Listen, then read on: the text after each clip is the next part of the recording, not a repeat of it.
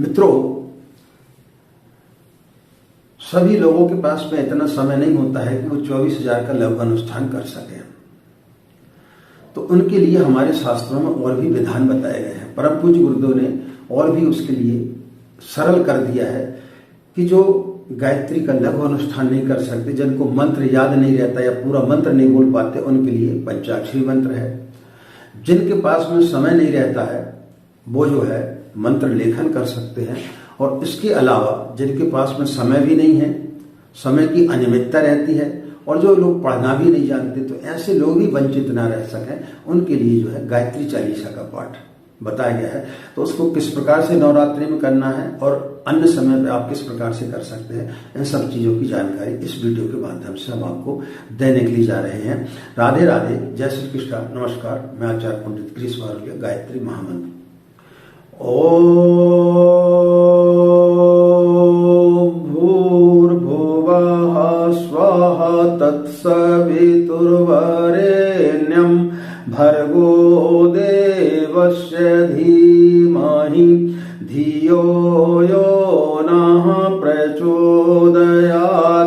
अखण्डमण्डलाकारं व्याप्तं येन चराचरं तत्पदं दर्शितं येन तस्मै श्री गुरवे नमः, तस्मै श्री गुरवे नमः। मित्रों, कई लोग ऐसे होते हैं जिनके पास में समय नहीं रहता है। कई लोगों की नाइट ड्यूटी रहती है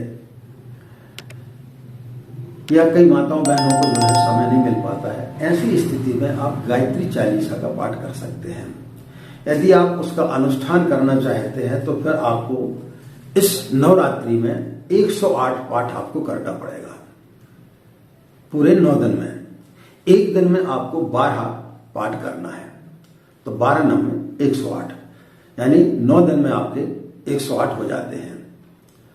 तो इसके लिए किसी प्रकार की कोई भी नियम कानून की व्यवस्था का आवश्यकता नहीं है। स्नान आदि करने के पश्चात में अपनी पूजा स्थली पर बैठ जाए और दीपक जला लें, कलश रख दें, गुरुदेव माता जी का चित्र रख लें और फिर जो है आप गायत्री चालीसा का आप 12 बार पाठ कर लें। यदि आप बगैर पढ़े लिखे हैं, आपको नहीं आता है, तो उसके लिए एक सुविधा है कि आप किसी पढ़े लिखे को, आपके घर में कोई बच्चा पढ़ा लिखा हो, उसको आप बोले, वो आपको पढ़ करके एक चौपाई सुनाए, आप उसको दोहराएं। इस प्रकार से आप प्रक्रिया को करें और धीरे धीरे फिर क्या होगा कि वो चालीसा आपको जो है कंठस्थ याद हो जाएगा। फिर आपको उसकी भी आवश्यकता नहीं पड़ेगी, फिर आप स्वयं कर सकते हैं। आजकल यूट्यूब चैनल इत्यादि पे बहुत सारी जगह आपको मिल जाएगा गायत्री चालीसा, तो उसके आधार पर भी आप गायत्री चालीसा को पहले लगा दें और उसको नित्य सुने, और जब आपको याद हो जाए तो फिर आप जो है उसका पाठ करना प्रारंभ कर दें। तो नवरात्रि में आप इस प्रकार की साधना के लाभ से वंचित न रहें, उसके लिए परम पूज्य गुरुदेव ने बहुत ही साधारण और बहुत ही सरल ये प्रक्रिया बताई है कि आप गायत्री चालीसा का पाठ आप कर सकते हैं।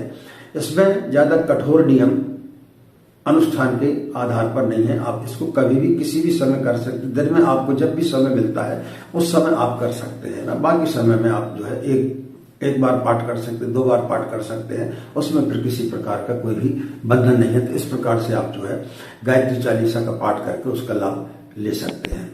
पूज्य गुरुदेव परम वंदनीय माता जी बाबा गायत्री से प्रार्थना करते हैं कि आप सभी के अनुष्ठान पूर्ण हो, किसी प्रकार का कोई भी उनमें व्यवधान उत्पन्न ना हो, निर्विघ्न संपन्न हो जाए और उनका मार्गदर्शन और उनका सूक्ष्म संरक्षण आप सभी लोगों को प्राप्त होता रहे। ऐसे हम उनसे प्रार्थना करते हैं। आप सभी के अंदर बैठे परमात्मा को हमारा प्रणाम। आज की बात समाप्त। ओम शांति।